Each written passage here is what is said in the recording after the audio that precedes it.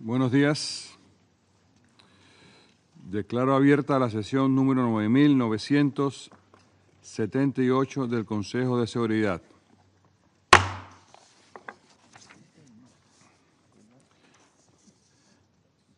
En el orden del día provisional de esta sesión figura el siguiente punto: la situación en Oriente Medio.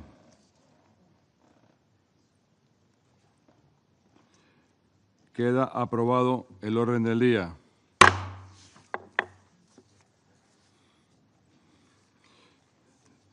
De conformidad con el artículo 37 del Reglamento Provisional del Consejo, invito a la delegación del Yemen a participar en esta sesión.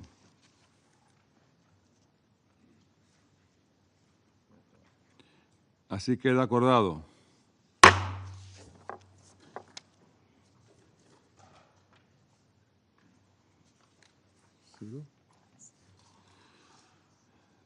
De conformidad con el artículo 39 del Reglamento Provisional del Consejo, invito a participar en esta sesión a los siguientes exponentes: señor Hans Grundberg, enviado especial del Secretario General para el Yemen, y señor Ramesh Raja Singhan, director de la División de Coordinación y jefe y representante de la Oficina de Coordinación de Asuntos Humanitarios en Ginebra. Así queda acordado.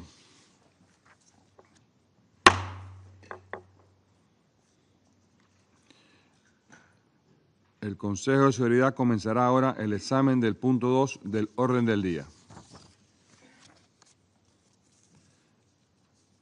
Doy la palabra al señor Hans Grundberg.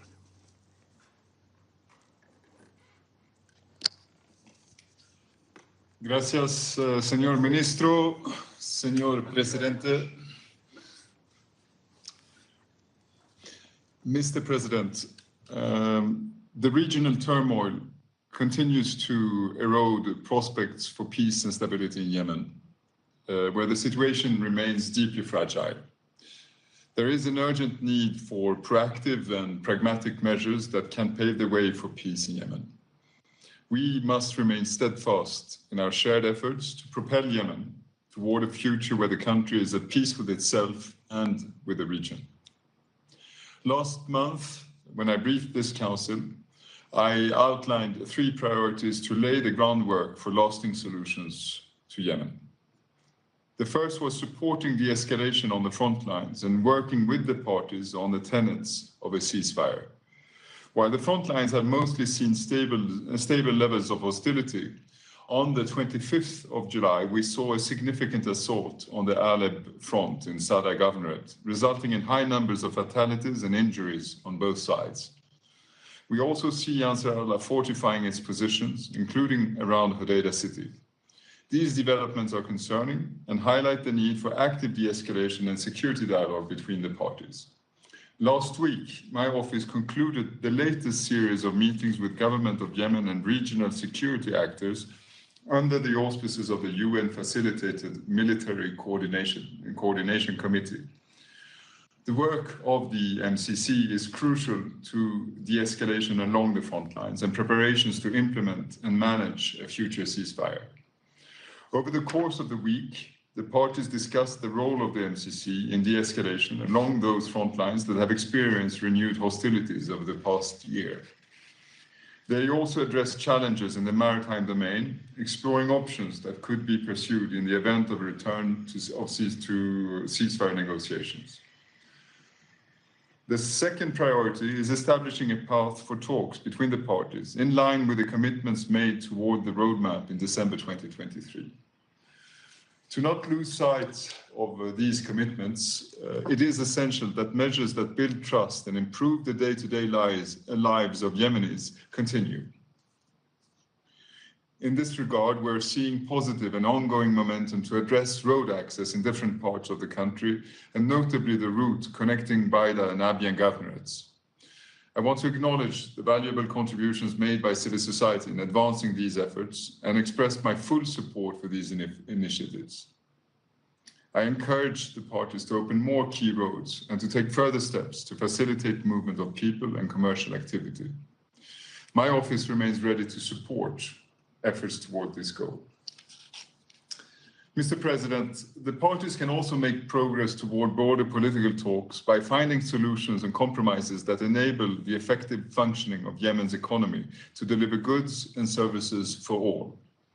In recent discussions with government officials, business representatives, and civil society in Aden, my office continued to push for dialogue to address the root causes of Yemen's economic issues. Further economic escalation and fragmentation is in no one's interest. It is crippling Yemeni households and has a stranglehold over Yemen's private sector. It is vital to find the will and space to act, and the time is now. In this regard, I welcome the recent steps taken by the Central Bank of Yemen in Aden and the government of Yemen more broadly to address the recent currency depreciation. I congratulate both on the marked improvement of the exchange rate in government of Yemen areas. I also commend the government of Yemen for its efforts to stabilize the prices of essential goods in light of the recent appreciation of the currency. I hope that these steps mark the start of a sustained recovery. Mr. President, to make continued progress, as I have said before, the parties need to take actions that build trust and good faith. Unfortunately, we have seen the opposite in the last month, with unilateral and escalatory decisions that risk deepening divisions within institutions and state structures. There are numerous examples of such decisions. One is the issuance of the new 50 Riyal coins and 200 Riyal notes by Ansarallah, which contributes to the fragmentation of the Yemeni Riyal and complicates future discussions to unify the Yemeni economy and its institutions. There are several other examples of unilateral decisions aiming at dividing institutions rather than unifying them. These are steps in the wrong direction. Instead, I urge dialogue between parties, which is the only way to bring about long-term sustainable solutions on all matters which affect the day-to-day lives of the Yemenis. The third priority is the continued work with the region and the international community to stabilize and support Yemen. This includes addressing the need for security guarantees, including with respect to the Red Sea. The recent seizure off the Red Sea coast of Yemen of a significant cache of weapons and technology once again underscores the importance of reminding all member states of their obligation to fully comply with the UN Security Council resolutions concerning the UN's arms embargo. Mr. President, following the sinking of two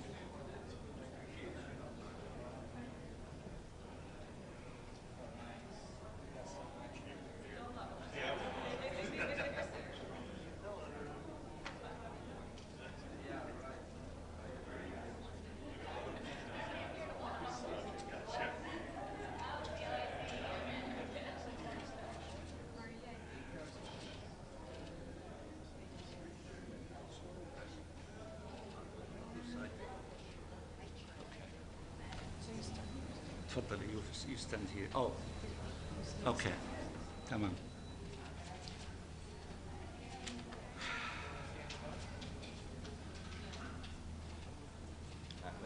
We need more people to go on the other side.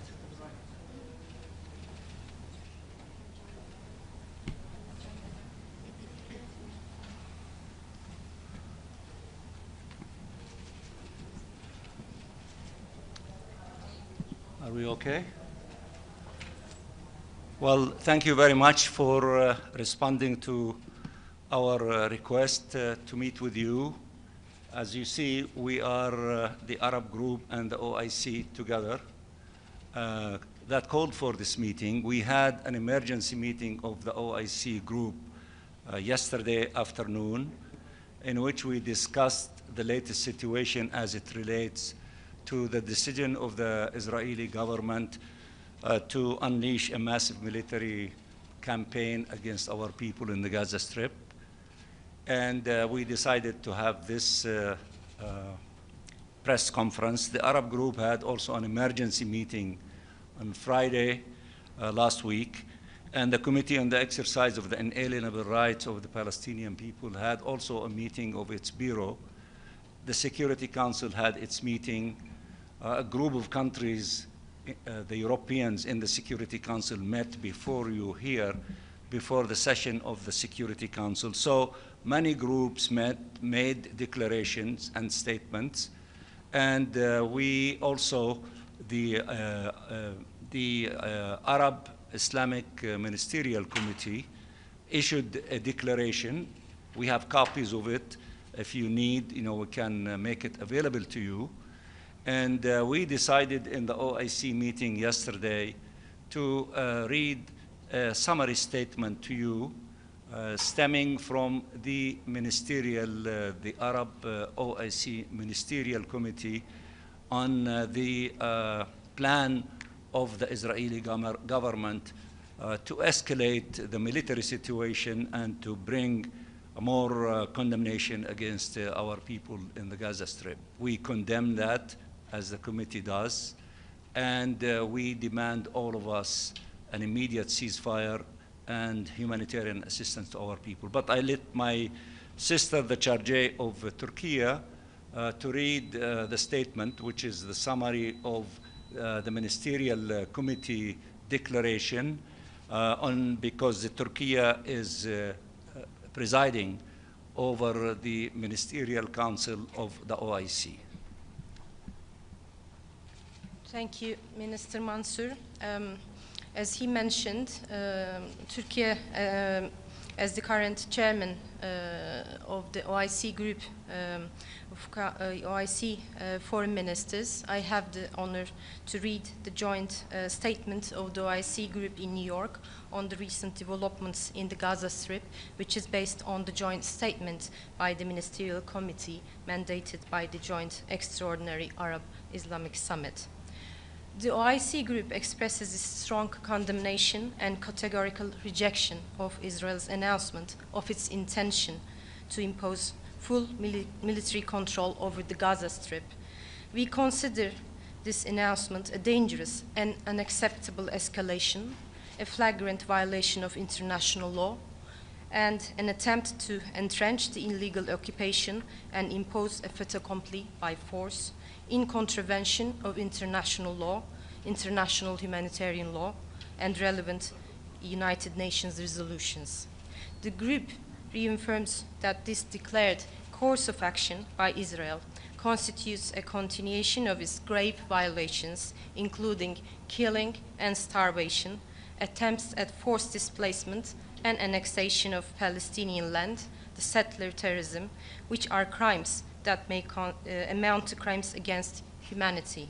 We demand the immediate and comprehensive cessation of the Israeli aggression against the Gaza Strip and an end to the ongoing violations committed by the occupying forces against civilians and civilian infrastructure in the Gaza Strip, the West Bank, and East Jerusalem. We also demand that Israel, as the occupying power, immediately and unconditionally allow the entry of humanitarian assistance at scale into the Gaza Strip, including food, medicine, and fuel, and ensure the freedom of operation of relief agencies and international humanitarian organizations in accordance with international humanitarian law and its applicable principles. We reiterate our full support for the efforts undertaken by the Arab Republic of Egypt, the State of Qatar, the United States of America to achieve a ceasefire and reach an agreement for the exchange of prisoners and hostages as a fundamental humanitarian entry point to de-escalation, alleviating suffering and ending the aggression. We call for the immediate commencement of implementation of the Arab Islamic Reconstruction Plan of the Gaza Strip and for active participation in the upcoming Reconstruction Conference to be held in Cairo. We reiterate our rejection and condemnation of all attempts to displace the Palestinian people from their land in Gaza and the West Bank, including East Jerusalem, and the affirmation of the need to preserve the legal and historical status quo of the Islamic and Christian holy sites in Jerusalem, while recognizing the key role of the Hashemite custodianship in this regard. We are firm that a just and lasting peace can only be achieved through the implementation of the two-state solution, ensuring the realization of an independent Palestinian state on the 1967 lines with East Jerusalem as its capital, in accordance with the principles of international law and relevant UN resolutions.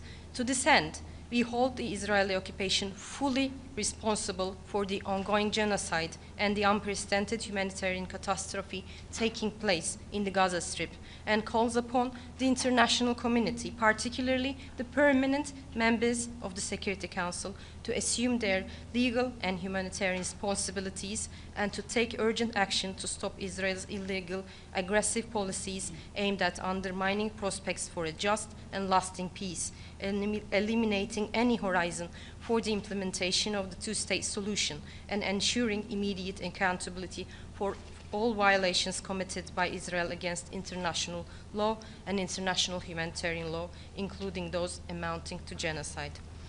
Finally, we also underscore the need to implement the outcomes of the high-level international conference on the peaceful settlement of the question of Palestine and the implementation of the two-state solution held in New York, co-chaired by the Kingdom of Saudi Arabia and the French Republic, including the urgent operational time-bound measures contained in this final outcome document to end the war in Gaza and the implementation of a political path to achieve the comprehensive peaceful settlement of the Palestinian question and the implementation of the two-state solution. I thank you.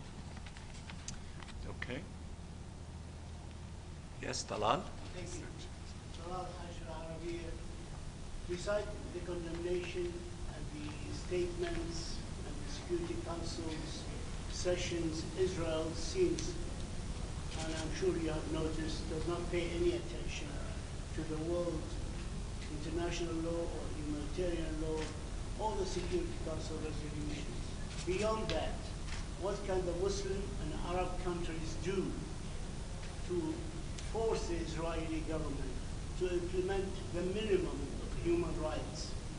We also yesterday, the extrajudicial killing of journalists like ourselves, just to silence the voices in Gaza before they invaded.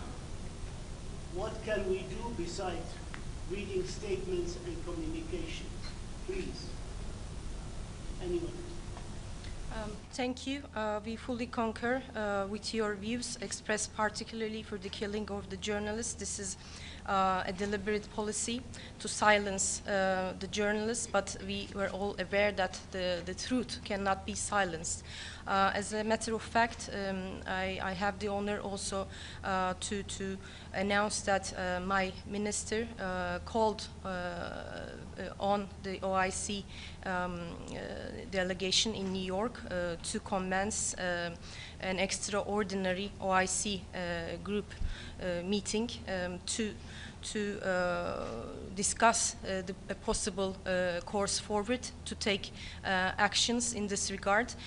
In the meantime, we are delighted to observe last Sunday that majority of the Security Council members concur with putting an end to the Israeli policies.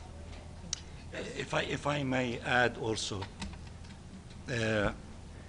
the conference that took place the end of last month in New York was predicated in its concept paper that this is an action-oriented conference, which means that in addition to reiterating, as you have indicated, the principled position which we appreciate in terms of a just solution to the conflict, which requires the end of this illegal occupation and allowing the Palestinian people, among other things, to exercise self-determination, it requires practical steps by the institutions of the UN, including the Security Council, and it has to shoulder its responsibility. And we appreciate the relatively cohesion and unity by almost everyone in the Security Council demanding Israel to stop this, crime against the Palestinian people in the Gaza Strip. But that is also in itself is not enough. Therefore, we are asking these institutions to take further steps to force Israel to comply with its obligation, and the Security Council has tools available to it if they wish to act accordingly. But states in their national capacity can take also steps. I will give few examples of steps that have been taking place, not only from Europe, although Europe is important because it has an extensive relationship with Israel, such as the European Union is seriously considering maybe suspending, if not the agreement on trade with Israel, but certain parts of it, and it has other tools available to it, so they are seriously considering that. A number of countries, including Spain and others, decided, to suspend military, export, import with Israel. That is also very important. Germany took a step, maybe it's a modest, but it's a very important, step by indicating that they will not send weapons to Israel to be used to kill the Palestinian children. Now, on the countries of the south, my sister from Turkey forgot to say that early in this aggression, they took measures to suspend many of their trade relationship, with Israel and arms sales. Colombia, for example, severed the diplomatic relationship with Israel and decided not to send any of its coal to Israel because they export coal and they have other relationship about, sending CO2 to Israel. They suspended all these things. These are examples in which a growing number of countries are considering taking, measures in their national capacity. And I think that momentum is getting bigger and bigger, and we need to succeed collectively from all these parts, including the different components of the United Nations, until we force Israel to comply with its obligation under the Charter of the UN, and also the legal systems of the United Nations, whether the ICJ, the ICC. Although these institutions, they move slowly, but nevertheless they are also acting. But I think what is really significant that Europe is now acting in a practical way and thinking in a practical way, in a fast way that should be complemented by all other countries in order to bring Israel into compliance. So we are now in the midst of this stage. We hope that we can succeed in not allowing them to execute the plan that they declared, but this requires more efforts, more pressure, more mobilization, and this is a step, maybe a modest step in this direction. We have to stay the course, and it is your duty, because you referred to Palestinian journalists that were assassinated by Israel in Gaza yesterday, which we condemn that in the strongest terms, and we hope that the international legal system would go after those who have committed these crimes so that they face the punishment that they deserve. But we need to intensify all of our efforts. We urge you to keep pressuring everyone. You need to send large delegations of journalists to go to the Gaza Strip to see with your own eyes the reality of our people and the crimes committed by Israel, and to report back on it. We ask the Security Council to go and visit and to see with their own eyes the reality there. They are the independent parties. We do not trust the reporting of the Israeli occupying authorities about the reality in the Gaza Strip and the lie that there is no starvation. Everyone saying is starvation. We lost more than 200 people.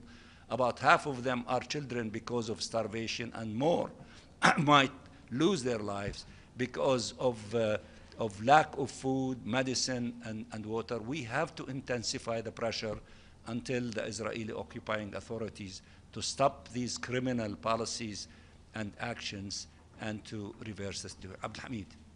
Thank you, Ambassador. I have a question on the journalist issue. Maybe Ambassador Hassim and Ambassador Tariq can answer that. Why not put pressure on to call for a special meeting of the Security Council on the protection of journalists? And why not also pressure to create the post of a special envoy on the protection of journalists? Thank you. He addressed these two. Thank you, Brother Siam.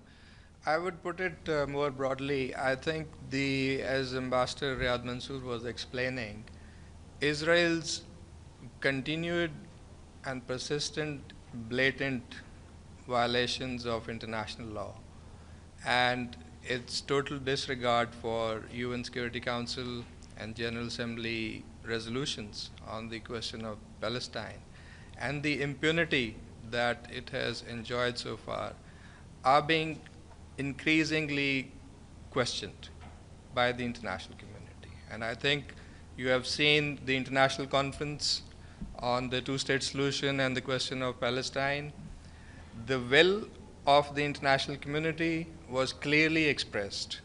And the thing, as Ambassador Riyad Mansour was saying, now it has to be the whole of system approach and response to this. The General Assembly has pronounced its position. It's now the big responsibility of the Security Council to also undertake and shoulder its responsibility. So you have heard the meeting that took place on Sunday. It was almost unanimous, the call that the Security Council must act. And I think for us, for Pakistan as a member of the Security Council, we cannot accept that we are years later going to be blamed that the Security Council did not act. So we are determined. There are provisions in the Charter that enable the Security Council to take this action, that enable the Security Council to demand that Israel is stopped from taking those steps that it has announced, and we will be working together with other members of the Security Council to transform that collective expression that you heard in the Security Council on Sunday in terms of something more concrete. Tariq, if you want to say something about the journalists. Thank you. Well, I couldn't agree more with Ambassador Asim and, of course, Dr. Riyad and my colleague from Turkey about what is happening now. I think international law, the protections provided by international law for journalists is there. Having an extra meeting for it does not really necessarily add to this. Resolutions of the Security Council exist, protecting journalists, humanitarian workers, hospitals, infrastructure for humanitarian work. Resolution 2417 on using starvation and hunger as an act of aggression is there. Everything exists. It's about implementing it. It's about holding Israel to account. It's about the impunity that has persisted for 80 years now. There comes a time when this needs to be stopped, and the time is now. We have reached a point where the world's conscience has awoken. It is also your duty. I know many of you have been raising this issue in the press and in your organizations, but it's also the duty of you. Your colleagues are being murdered in cold blood in front of your eyes, in front of the whole world. It is you that need to keep this issue in the media, in the consciousness of the world. So everybody has a responsibility here, including member states, including the Security Council, of course, but also the media, international organizations, NGOs. Everybody has a responsibility, and we need to live up to that responsibility. Yes. Ambassador Mansour, Javier Otaku from EFE Spanish News Service. You have mentioned practical steps. You have given some examples of Western countries, Muslim countries. What about Arab countries? What about those who still maintain relations with Israel? Do you have any expectations from these Arab brother countries? You see that we do have expectations from everyone. We do not exclude anyone. We respect the sovereign right of each state to act according to their calculations, but I am confident that the Arab and Muslim countries will step up to the plate. There are huge things before us, including, the support to the return of the national authority to assume its responsibility in Gaza.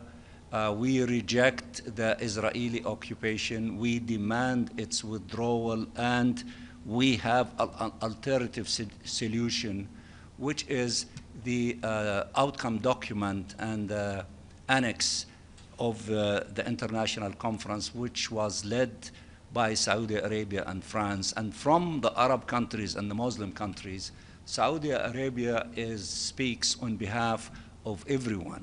And as we see things unfolding, don't be surprised to see more steps to take place, including when the international conference for the reconstruction of Gaza, which requires tens of billions of dollars, to see more of concrete things to be brought to the table from many countries, including the Arab countries that they have financial capabilities. If you want to ask in Arabic a question. Can I answer in English? In English, so everybody okay. can answer.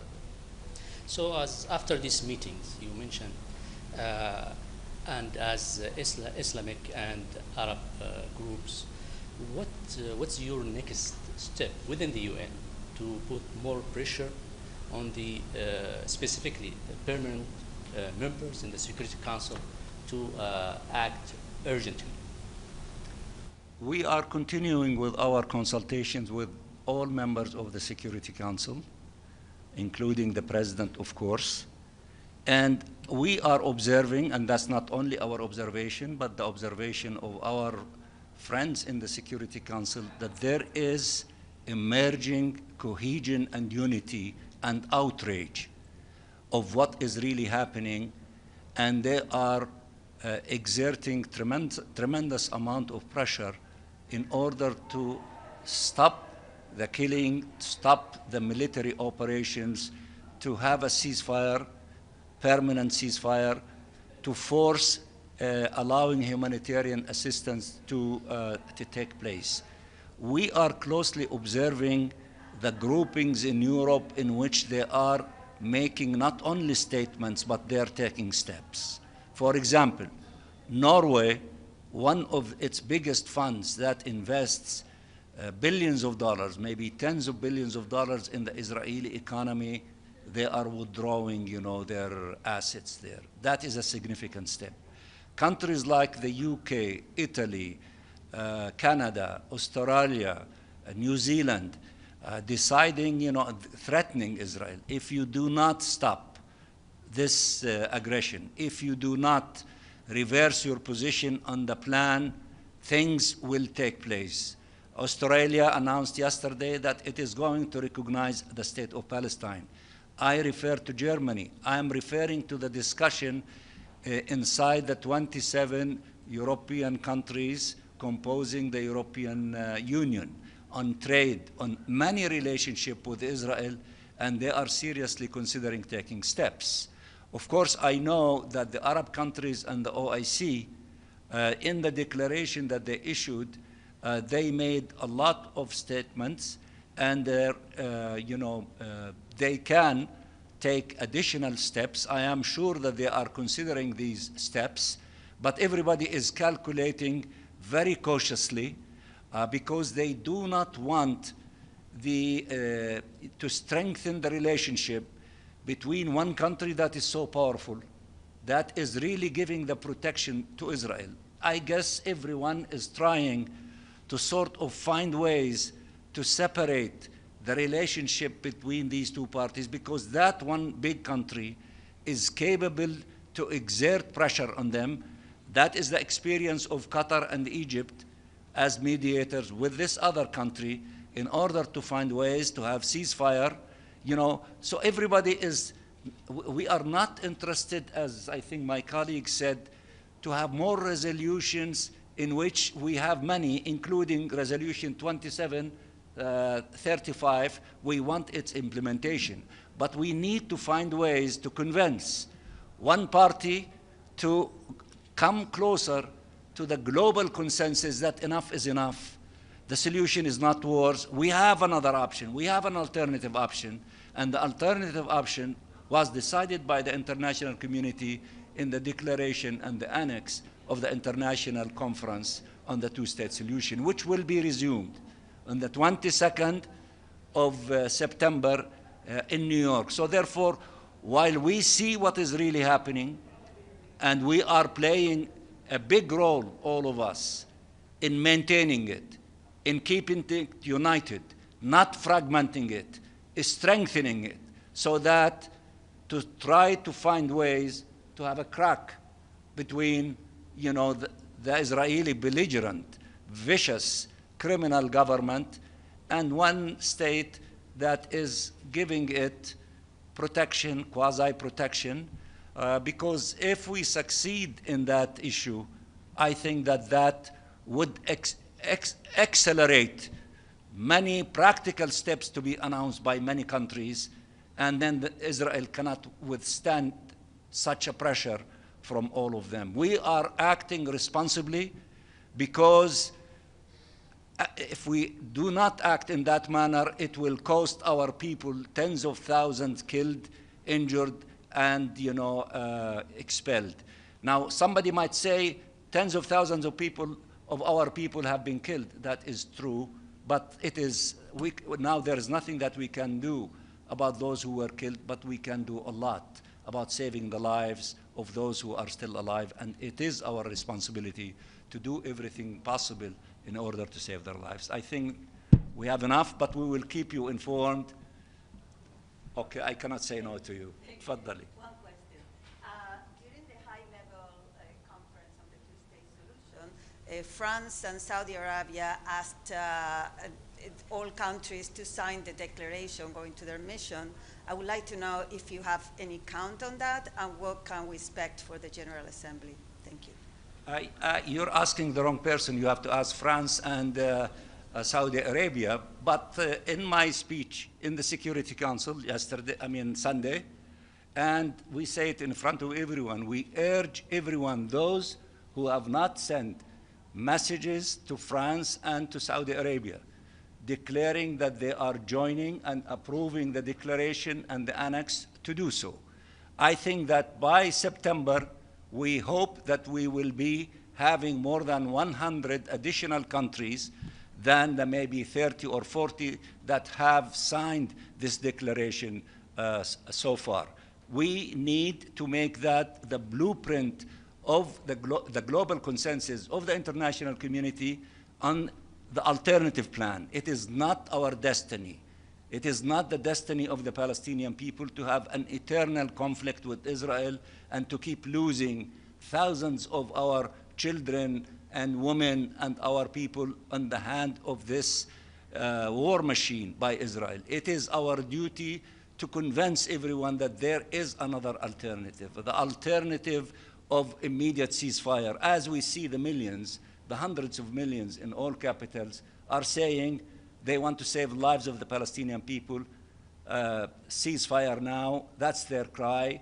And the leaders who are not yet convinced of that message should listen to everyone. We should stop the fighting, we should stop the killing of the Palestinian people, and then get to the business of ending this illegal occupation and allow the Palestinian people to enjoy freedom and dignity in their own independent state with East Jerusalem as its capital. It's not easy, it is difficult, but that is the correct path, that is the moral path, that is the legal path, and we need everyone to contribute in their own way, including journalists. As my brother, Tariq said, as you tell us what we are doing, and that is a legitimate question you ask us, we are also telling you, tell the story of the Palestinian people. Tell about the crimes in which more than 270 journalists were killed trying to tell the story of our people in the Gaza Strip.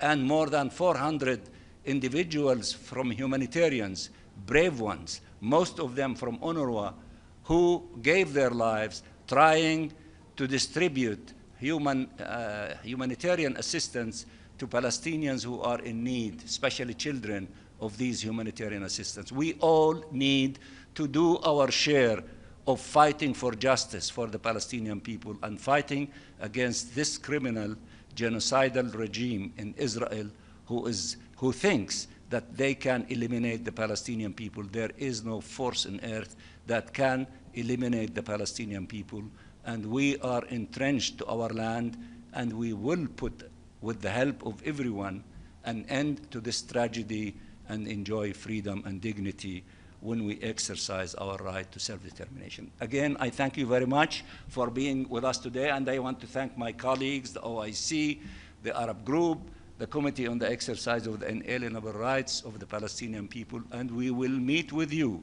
as often as needed. Thank you. Thank you. This way.